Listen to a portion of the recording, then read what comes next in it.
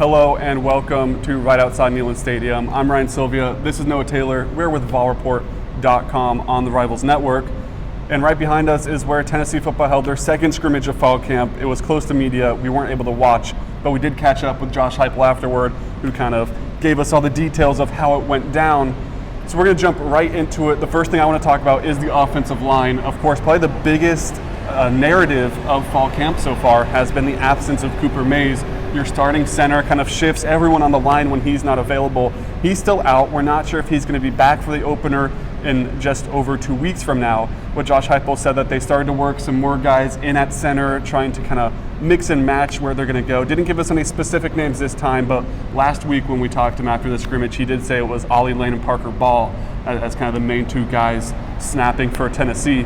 So we'll see how that develops. I think they want to play Ollie Lane at guard a little bit, but if he's your best option at center and he's going to be the best guy to kind of lead the offensive line in that center role, then they're probably going to have to find someone else in the guard position. So they're trying to figure out what the offensive line is going to look like is really the biggest takeaway for me. They're not exactly sure. Of course, you have competition at both guard spots. Yeah. Javonte Spraggins has or competition at both tackle spots. Javonte Spraggins has one of the guard positions locked down.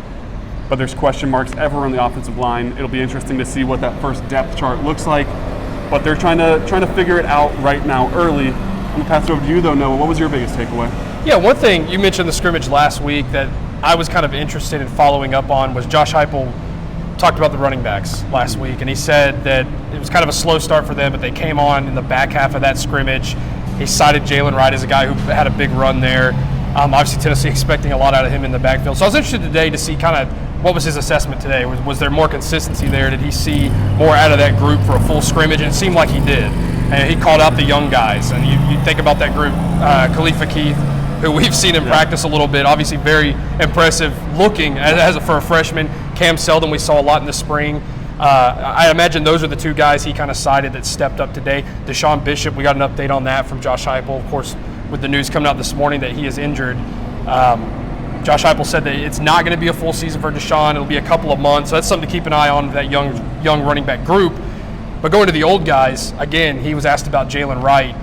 Very complimentary of him. He's a guy that's going to be obviously rotating in and out with Jabari Small in those first-team reps, but a guy that he said transformed his body in the offseason and is really looking, very physical, very big out there, which is what you need in this league. And I think it was really good to hear that Jalen Wright's kind of arrived with that stature and just the way he looks now. Yeah, a note on Deshaun Bishop. Nothing confirmed that he's going to do this, but kind of puts him in line to redshirt, you would think. For sure. Probably going to miss most of the season, buried fifth on the depth chart at best, behind that trio of proven guys. Then I would assume Cameron Seldon, because of his versatility, is probably in that 4 spot.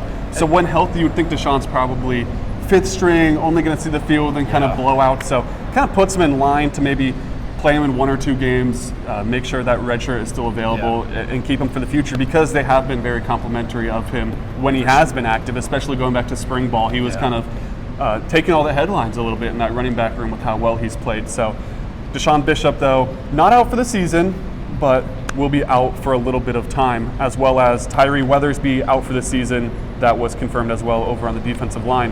But I want to talk a little bit about Joe Milton, of course, the kind of the face of the program this year with Hendon Hooker leaving. Joe Milton has looked solid from what we've heard.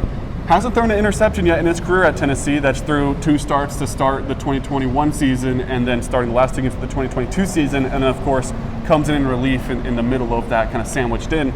Yet to throw an interception in the regular season.